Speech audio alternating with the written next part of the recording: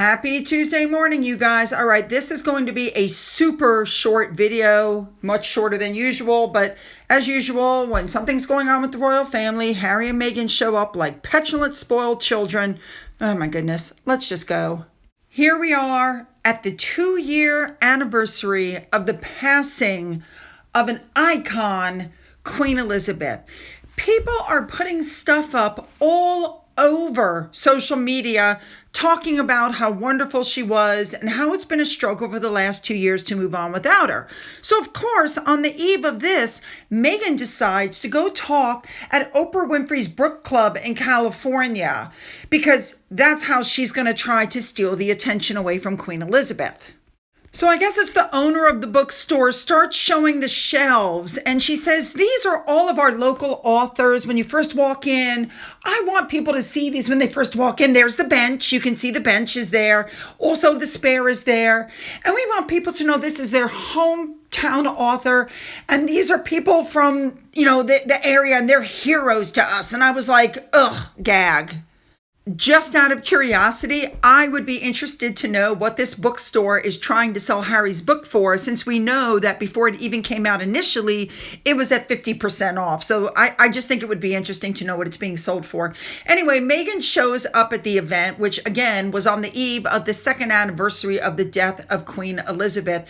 She was only one of several speakers. They said she was a light-filled speaker. I can totally see her walking up to the microphone and going, when I was 11 years old, supposedly for purposes, this is what she said. I'm looking at this time as my chapter of joy. The more you are able to look at your life and really truly recognize and be able to be grateful for your life, you have to be grateful for all aspects of it. My intentionality is to enjoy this chapter and be able to love through every piece of this as best we can. What? Now, they're saying that Meghan and Oprah have been really close pals for several years. I don't believe that. If they were close pals, Meghan and Harry would have been invited to Oprah's big birthday party, and she wasn't.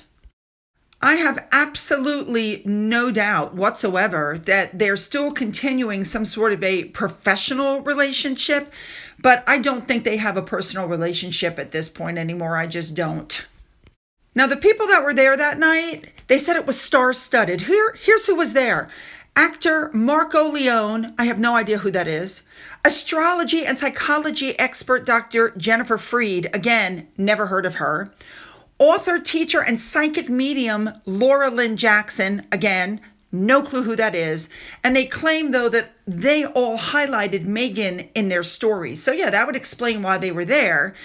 But if you thought for 1 second that you were going to be able to overshadow the memory of Queen Elizabeth, I'm telling you what, you guys, it's just shocking. A big thank you to Resting Dollface for this information. The celebrity friend psychic is apparently also friends with Kelly and Gwyneth, who apparently might possibly have been there also.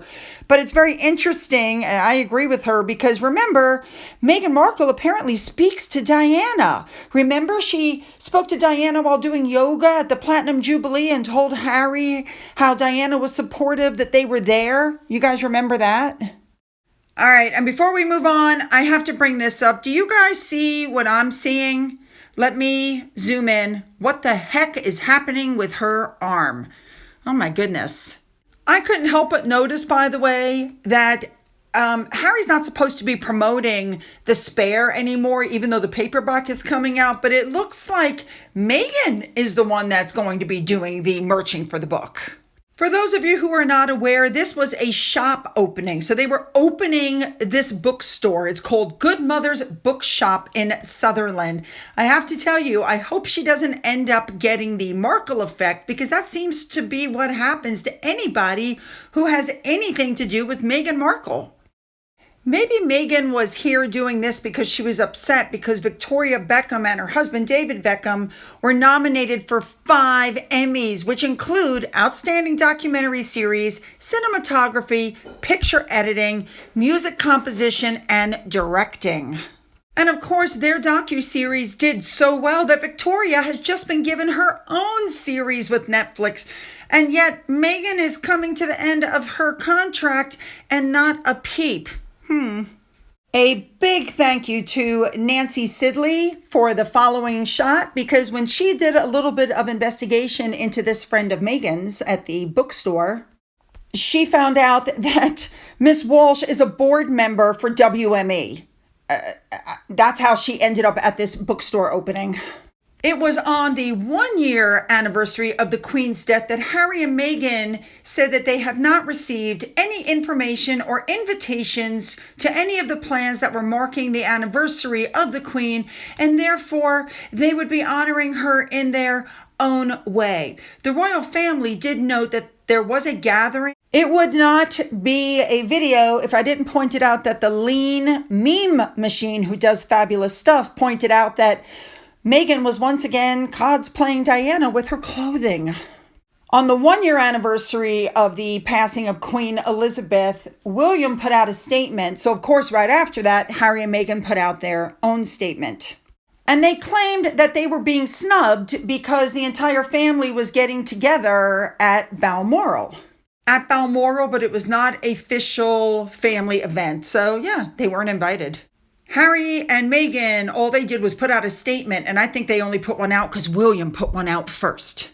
The whole world is reflecting on the 2-year passing of Queen Elizabeth. Does it strike me as odd that somehow she managed to do a bookstore opening? And does that not tell you how far down Meghan's fallen? She went from being a duchess to opening a bookstore with a bunch of other authors, I might add. Let me tell you who did speak out on the 2nd anniversary, and that would be Angela Levin, who said that at the end of the Platinum Jubilee, Prince Charles persuaded Elizabeth, Queen Elizabeth, to come onto the palace balcony because there were a lot of crowds. And he said, or she said, Elizabeth apparently thought there wouldn't be any crowds. So despite her pain, she came along and was hugely moved by the cheers. She literally shed a tear. Well, if that doesn't just warm you up, I don't know what will. All right, guys, like I said, short, sweet, and to the point. Hit the like and the subscribe button. Don't forget to hit the bell for all notifications. Yes, I know it's a waste, but do it anyway. Then go down into the description box and find the link to video number 2. You're not going to want to miss it. Follow me over. Let's go.